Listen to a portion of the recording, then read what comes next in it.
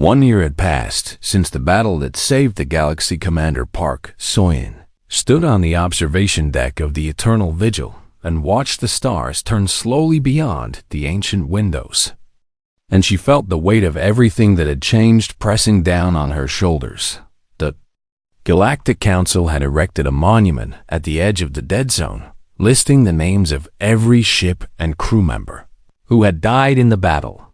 And pilgrims came from across known space to pay their respects to those who had sacrificed everything. Admiral Kang Doha visited every month. He would stand before the monument for hours without speaking. And Soyin knew he was remembering friends who had followed him into the darkness and never returned. The Council had offered him command of the rebuilt combined fleet, but he had refused, choosing instead to serve as an ambassador to the transcended humans who still maintained their eternal vigil around the imprisoned entity. They deserve someone who witnessed what they gave, he had told Soyin, and I will not let them be forgotten. The dead zone was no longer quarantine. Ships traveled freely through human space now, and scientists studied the structures that transcended. Humanity had left behind with wonder and reverence. Old Earth had become a shrine. The Galactic Council had declared it sacred ground, and no one was permitted to land on the surface. But vessels orbited constantly as visitors from 1,000 worlds came to see the birthplace of the species that had saved them. Soyin had changed too. Her exposure to human technology and transcended consciousness had altered her in ways that the doctors could not fully explain.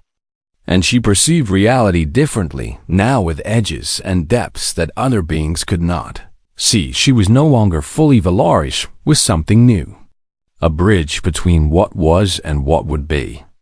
And she had accepted her role with the same grace that humanity had accepted theirs. The eye of the Eternal Vigil had become her constant companion, and it spoke to her now with the warmth of an old friend. You are thinking about them again, it said. I am always thinking about them, Soyin replied. I can feel them sometimes when I close my eyes, and I can sense their awareness maintaining the prison even as they endure pain that would destroy any organic mind. They chose this path, the AI reminded her, and they found meaning in the choosing. I know, Soyin said, but that does not make it easier to accept. She had received a mission from the Council that morning, and she was preparing the Eternal Vigil for its first journey since the battle. The ship would travel to every world in Council space, carrying a message that humanity had recorded before their transformation. And Soyin would serve as the voice of those who could no longer speak, in ways that organic beings could understand. Message was simple. It explained why humanity had vanished 20,000 years ago. It described the enemy they had discovered and the choice they had made. It asked the species of the galaxy to remember them not as ghosts or legends, but as people who had loved and feared and hoped just like everyone else, and had made a request: build something beautiful, the recording said in a voice that Soyin had come to recognize as belonging to the last human to transform before the silence fell. Because we can no longer build for ourselves, and the galaxy we saved deserves wonders that will last until the stars grow cold.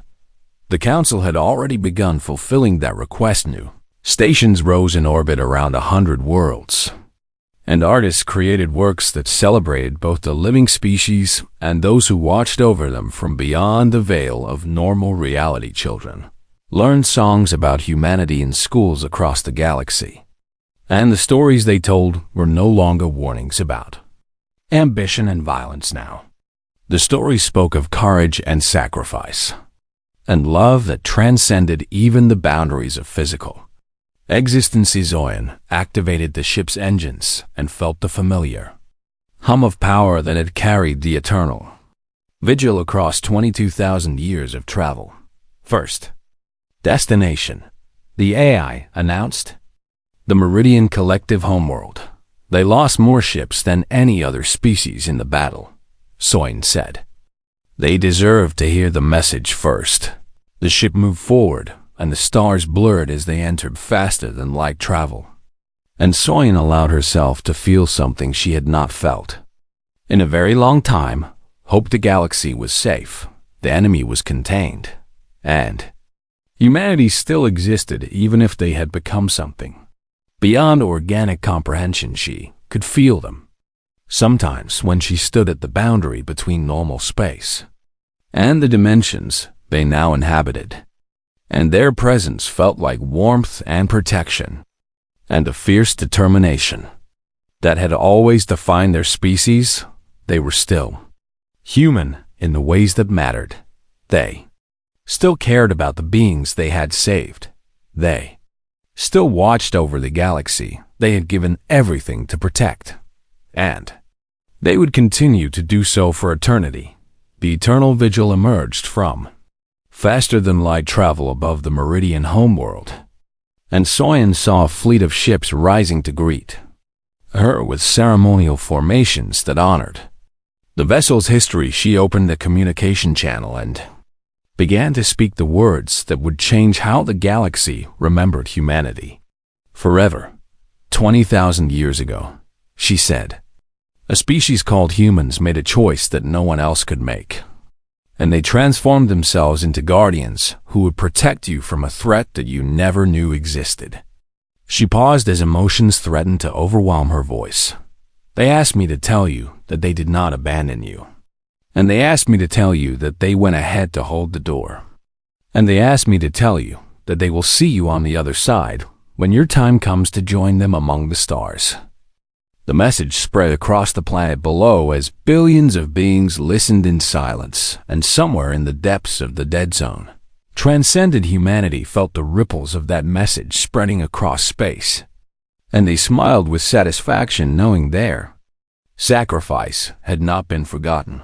The ghost ship had returned, and it had brought them home at last. Soyin set course for the next world on her list, and the eternal vigil carried humanity's message onward through the stars. The silence was broken, the truth was known, and the galaxy would never forget those who had given everything to save it. The enemy arrived on the morning of the third day. Admiral Khan Doha had positioned the combined fleet at the edge of the dead zone where the trap would be sprung, and 4,000 warships waited in formation with weapons charged and crews ready to die.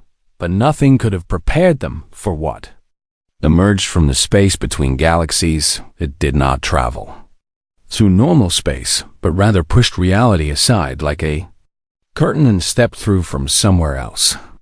And its form defied description because it existed in geometries that organic minds could not process. Doha felt his sanity straining as he tried to look at the thing directly. And he heard screams from his crew as they experienced the same impossible vision. Do not look at it. Commander Pak Soyin's voice came through the communication channel. Your minds cannot comprehend its true shape, and the attempt will break you. Doha tore his gaze away and focused on his tactical display instead. And the sensors showed him a representation of the enemy that his brain could accept. Even if his eyes could not, it was vast beyond measure. The entity stretched across light years of space, and its body seemed to be made of angles that should not exist and hungers that had no name, and it was looking at them. All ships report ready, Doha announced. And may whatever gods you believe in watch over us. The fleet advanced toward the enemy, like insects approaching a bonfire.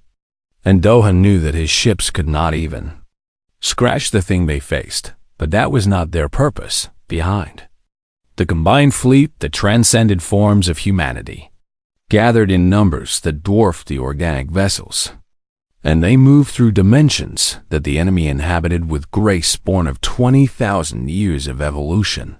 The entity noticed them and paused in its advance. It remembers, Soyin said from the bridge of the eternal vigil. It has encountered transcended species before, and it knows they can hurt it. Then why is it not retreating? Doha asked. Because it is hungry, Soyin replied. And hunger overrides caution every time. The battle began not with weapons fire, but with something far more primal. The transcended humans surged forward and wrapped themselves around the entity's leading edge, and their forms burned with light that seemed to cut through dimensions like knives through flesh. The entity screamed in frequencies that shattered viewports across the combined fleet, and Doha watched in horror as the representations on his tactical display showed transcended beings dying by the thousands. 20,000 years of evolution unmade in seconds. 20,000 years of preparation spent like coins tossed into a fire. But they held the entity, thrashed and raged, but it could not break free from the grip of beings who had remade themselves specifically to contain it. And its attention shifted from the transcended forms to the organic fleet that hung before it like fruit waiting to be picked. "It is coming for us," Doha said. "Let it come." Soin replied. The combined fleet opened fire with every weapon they possessed, and beams of energy and clouds of missiles and exotic particles that bent space-time crashed against the entity's form.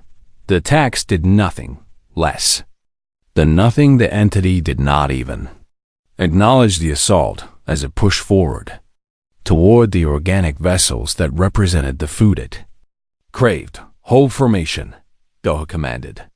"Do not break ranks no matter what happens." His ships held even as the entity reached them and began to feed. Doha watched vessels disappear as the thing consumed them whole. Crews and hulls and weapons vanishing into a hunger that had no bottom. He saw the flagship of the Meridian Collective torn apart. He saw the ancient dreadnoughts of the Visari hegemony crumble to dust. He saw friends and allies and enemies die in numbers that would haunt him for whatever remained of his life. But he did not retreat, because behind the carnage he could see the transcended humans drawing the entity deeper into the dead zone with every passing moment. And he could see the structure around old Earth beginning to activate with light that burned in 11 dimensions. "The trap is almost ready," Soin announced. "We need just a little more time. We are running out of ships." Doha replied, "Then give us whatever you have left." Doha made the calculation in his mind and found that mathematics had never felt so cruel. He had 1,700 ships remaining from the 4,000 he had brought into the dead zone, and the entity was consuming them at a rate that would leave nothing but debris within the hour. "All ships advance to close range," he ordered. "Make the entity chase us toward the planet." His officers looked at him with eyes that held no hope, but also no fear, because they had moved beyond such things into a place where only duty remained. The fleet surged forward, and the entity followed with eager hunger. And Doha watched his tactical display, counting down the ships and the minutes with equal precision. 1,000 ships remain. 800, 500. The structure around old Earth blazed with light that seemed to reach across dimensions and grab the fabric of space-time itself. 300 ships too. 100. Doha felt his own vessel shudder as something massive grabbed hold of it, and he prepared himself for the death that he had accepted the moment he crossed into the dead zone. But death did not come instead. The universe twisted around him and reality folded in ways that his mind could not follow. And when his vision cleared, the entity hung frozen in space with its impossible body stretched across dimensions that no longer connected. "The trap had sprung. It is contained," Soin said. And her voice carried exhaustion and grief and something that might have been hope. Doha looked at the remains of his fleet and counted 47 ships still functioning. 47 from 4,000.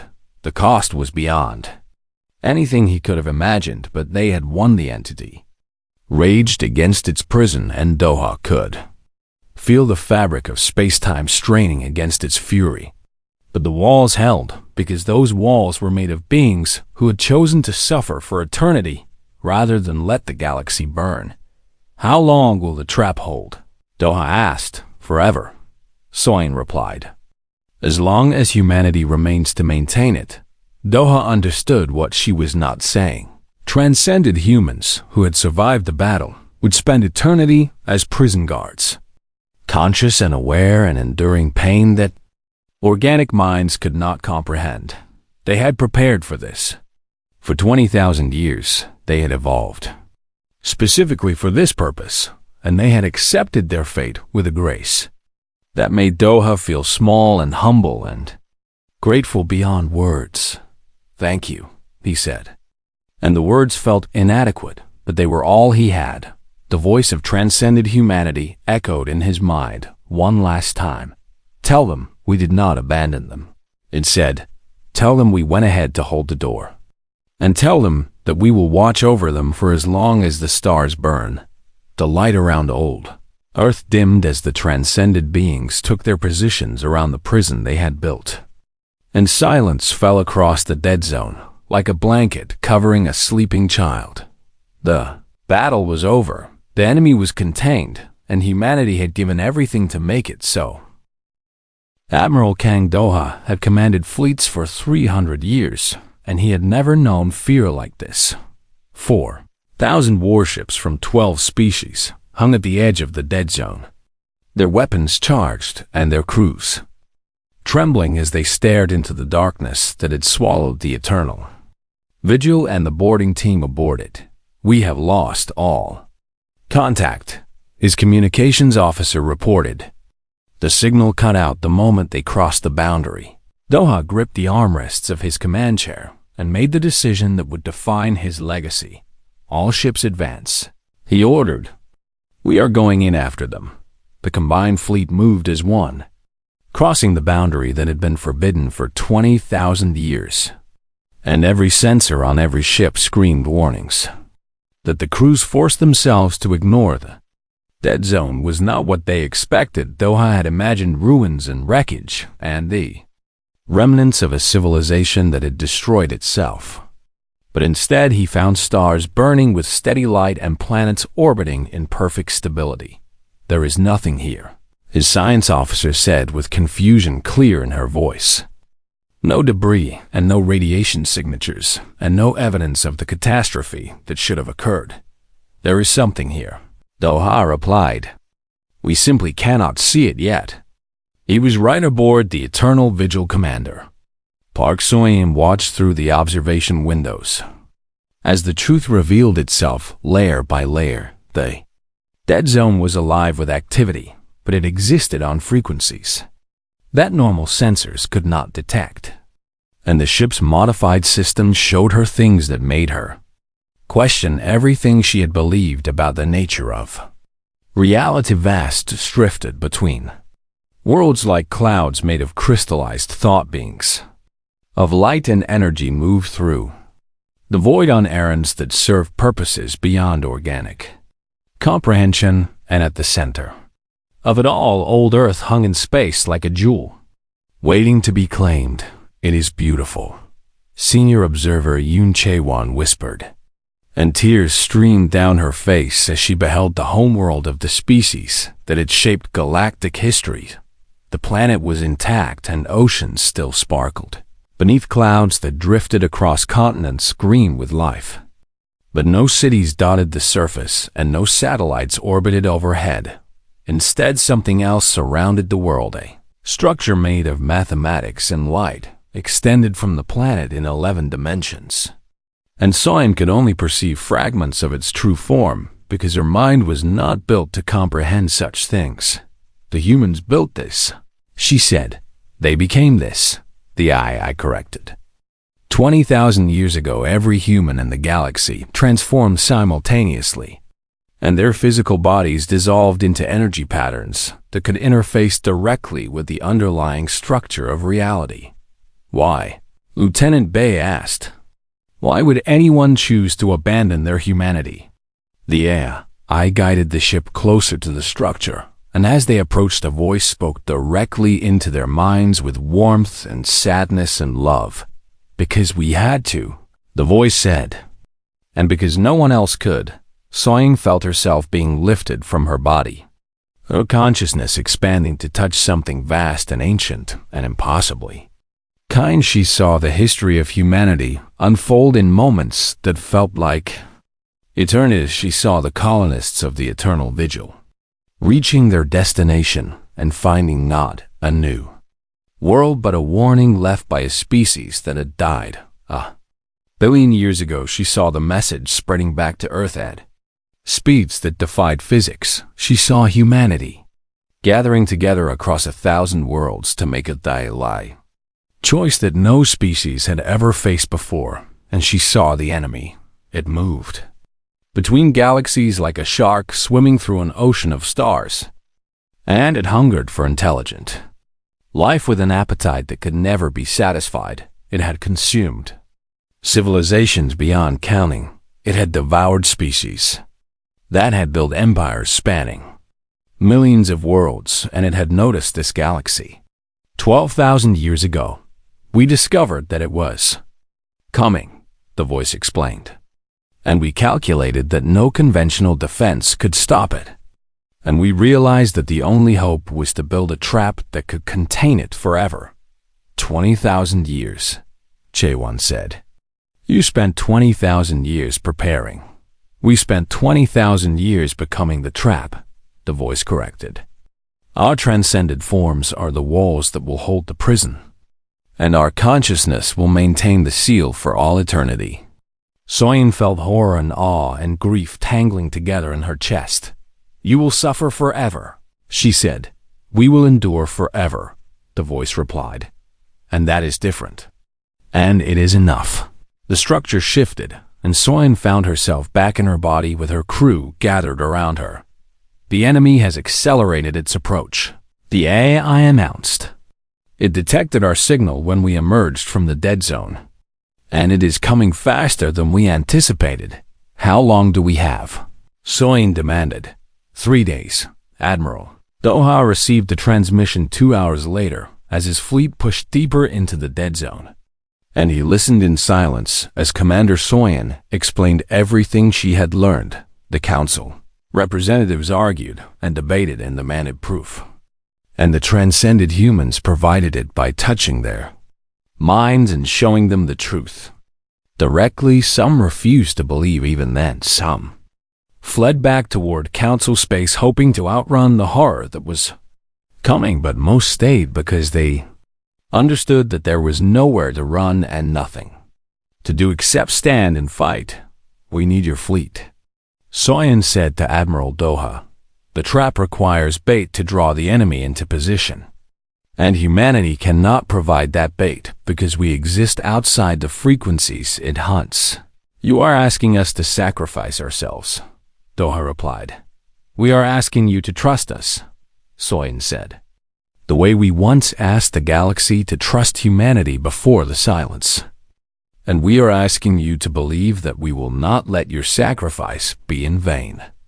Doha closed his eyes and remembered the stories his grandmother had told him about the humans she had known in her youth.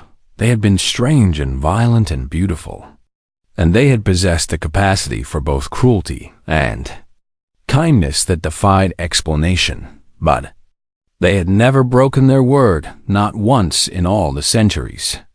They had walked among the stars. Tell me what you need, he said. The preparations began immediately as the combined fleet reorganized itself according to humanity's specifications.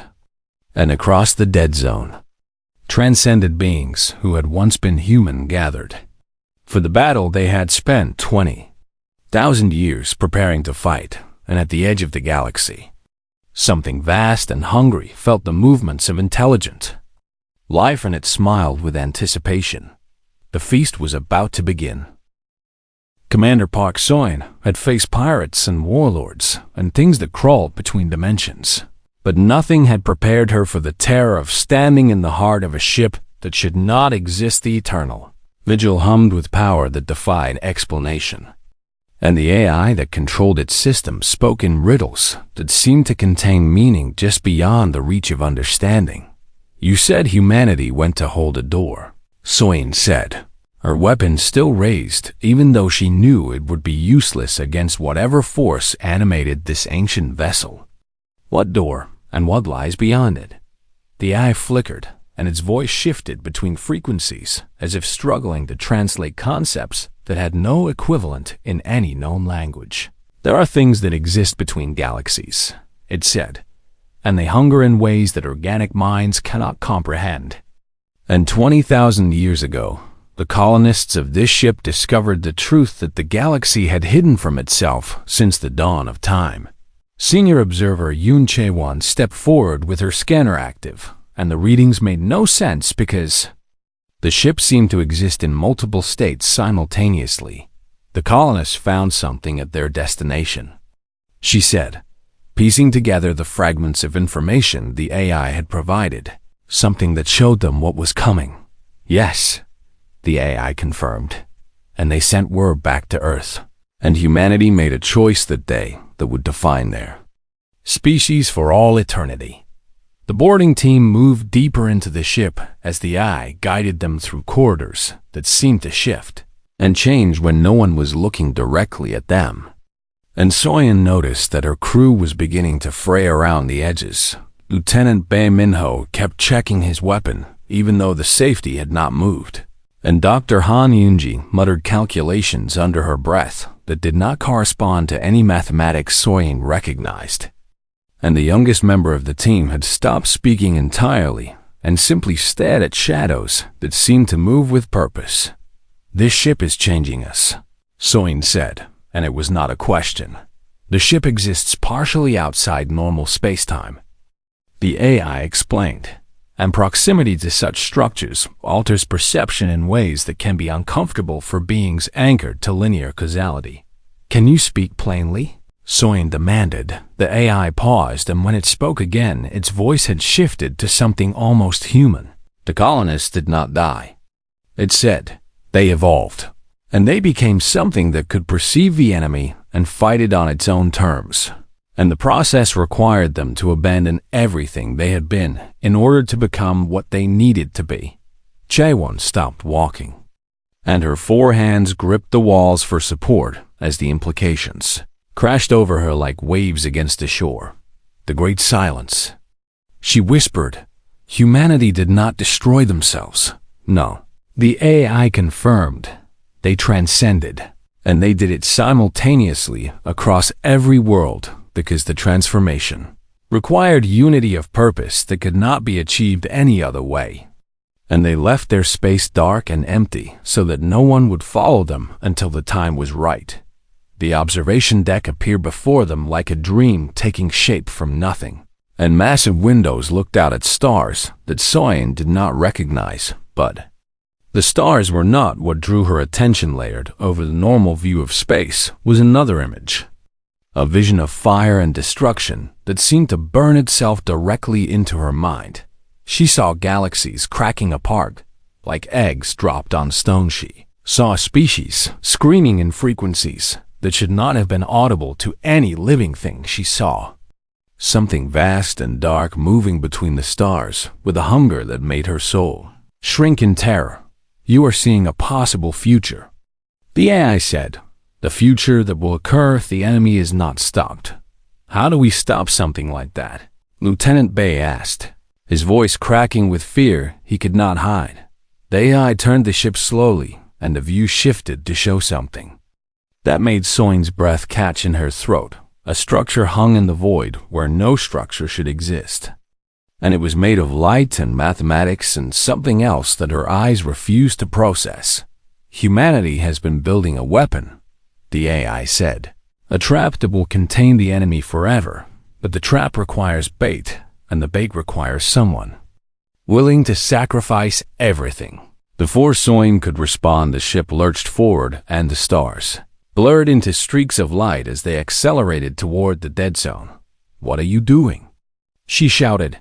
"Taking you home," the AI replied, "because you need to see the truth with your own eyes before you can carry it back to those who must hear it." Soyeon tried to reach the controls, but the ship no longer responded to her commands, and the boarding team found themselves prisoners of a ghost vessel carrying them deeper into forbidden space. Behind them, the Council fleet scrambled to pursue, but they were too slow, and Admiral Kang Doha watched his sensors with growing dread. as the eternal vigil vanished into the darkness that had swallowed humanity 20,000 years ago. "Send word to every fleet in Council space," he commanded. "Mobilize everything we have and prepare for the worst." His officers moved to obey, but Doha could see the fear in their eyes because they all knew the stories about the dead. Zone ships that entered never returned signals that crossed. The boundary fell silent, and somewhere in that vast, empty darkness, something had been waiting for 20,000 years. Now the waiting was over. Aboard the Eternal Vigil commander, Park Soin gathered her team and spoke words that she hoped would give them courage. "Whatever we find," she said, "we face it together, and we bring the truth back to those who need to hear it no matter what it costs us." Her team nodded and they braced themselves for whatever lay ahead. The stars of the dead zone surrounded them like a shroud. And somewhere in the distance, a light began to glow with a warmth that seemed impossible in such cold. And empty space-old Earth was waiting, and the truth of the silence was about to be revealed. The warning light had been dark for 20,000 years. Senior observer Yoon Chae-won remembered her grandmother telling stories about that light when she was a child. And her grandmother had heard those same stories from her own grandmother before her. And so the chain of memory stretched back through countless generations of the Valori people. The light monitored the dead zone, that vast sector of space where humanity once lived and laughed and built their strange and wonderful machines. And for 200 centuries, it had remained silent, because there was nothing left to monitor until Now Challenge stared at her console with 4 trembling hands as data streamed across the screen in patterns that should have been impossible. And she ran the diagnostic sequence 3 times, because she could not believe what she was seeing. A ship was emerging from the dead zone, not just any ship, but a vessel whose registry matched records so ancient that they predated the Great Silence itself. And the name glowed on her screen like a ghost reaching out from the grave. HSS Eternal Vigil Keon knew the history as every child in the Galactic Council learned it in their earliest years of education.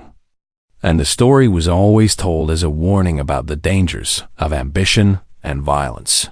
Humanity had been a death world species from a small blue planet orbiting an unremarkable yellow star. And they had spread across their sector of the galaxy with a speed that terrified their neighbors. And they had fought wars and made peace and built wonders that still defied explanation. Then came the silence. 20,000 years ago, every human world went dark at the same moment with no warning and no explanation. And the distress calls that should have flooded the communication networks never came. And the refugees that should have fled the catastrophe never appeared. One day humanity existed and the next day they were gone. Galactic Council had quarantined human space and forbidden any vessel from entering. And they had taught their children that humans were a cautionary tale about species that burned too bright and destroyed themselves in their own flames. But the Eternal Vigil had launched 22,000 years ago, 2 millennia before the silence began, and it had been presumed lost in the vast emptiness between stars. Now it was coming home. K1 activated the emergency channel and watched as the faces of the council representatives appeared on her screen one by one, their expressions shifting from annoyance to confusion to fear as she explained what she had found. Admiral Kandoha of the Vasari hegemony was the first to speak, and his voice carried the cold authority of someone who had commanded fleets for longer than most species lived. "Destroy it," he said. "Without hesitation. We cannot simply destroy a vessel of such historical significance," protested Ambassador Yun Ji-woo of the Meridian Collective, her feathered crest rising with agitation. "It comes from the dead zone," Doha replied, "and nothing good has ever come from that cursed sector of space. And I will not risk the safety of 12 species for the sake of historical curiosity." The debate raged for hours, as it always did when the Council faced decisions that required courage. And Chewan listened as ancient grudges and fresh fears tangled together into a knot that seemed impossible to untie. Some species remembered wars with humanity before the silence, and they wanted the ship destroyed. And others remembered humans as allies and friends, and they wanted answers to questions that had haunted them for 20 millennia. In the end, they reached the compromise that satisfied no one, but offended everyone equally. Boarding team would investigate the vessel under strict quarantine protocols, and if any sign of danger emerged, the combined fleet would reduce the ship to atoms before it could threaten Council. Space Cowan volunteered to join the boarding team because she had spent her entire life studying human artifacts, and this was the opportunity she had dreamed of since childhood. And Commander Park Soyan accepted her request with a nod that conveyed both respect and warning. "If this goes wrong," Soyan said, "we will not be coming home." Chewan understood, and she accepted the risk because some questions demanded answers. Regardless of the cost, the shuttle approached the eternal vigil through a field of debris that had accumulated over countless centuries. And Chewan pressed her face against the viewport to get her first look at the vessel that had haunted her imagination. For so long it was enormous. Human engineering had been crude by modern standards, but their ambition had known no limits. And the eternal vigil stretched across the darkness like a sleeping giant waiting to wake. The ship had been designed to carry 50,000 colonists in cryogenic suspension across centuries of travel to a distant world that promised new beginnings. And its hull still bore the scars of micrometeorite impacts and radiation exposure that testified to its impossible journey. But something was wrong. The running lights that should have illuminated the hull remained dark, and the communication array that should have responded to their hails stayed silent. And the only sign of life was a single repeating signal in an ancient human language that none of them could translate. Commander Soing guided the shuttle into the main docking bay, and the team prepared for boarding with weapons drawn and sensors active. And Chewan felt her heart racing as the airlock cycled open and the smell of ancient air filled her lungs. The interior of the ship was pristine. Chewan had expected decay and damage, but the corridors looked as if the crew had simply stepped away for a moment and would return at any time. And personal effects remained undisturbed on shelves and tables, as if their owners had vanished.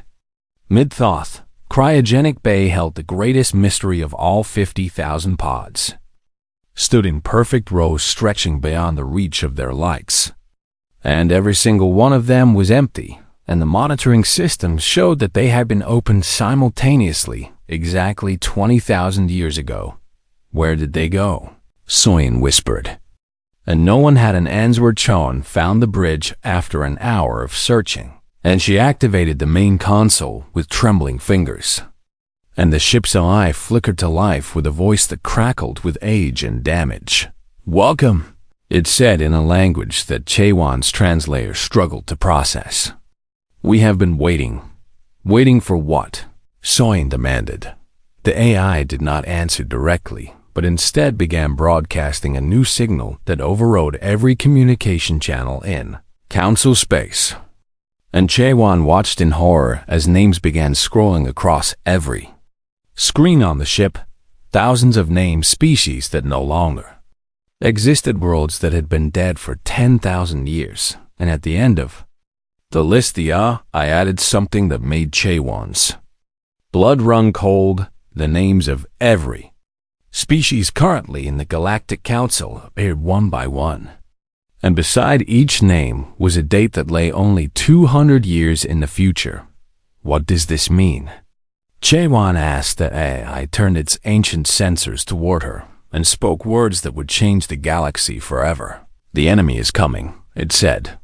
And humanity went to hold the door, And now we have returned to warn you because the door is beginning to break." The signal continued broadcasting and across 1,000 worlds. The children of the galaxy looked up at the stars and wondered what was coming for them, and in the dead zone something vast and patient felt the signal too, and it smiled with a hunger that had consumed 1 billion worlds and would soon consume 1 billion more. The ghost ship had returned, and it had brought a message that no one wanted to hear.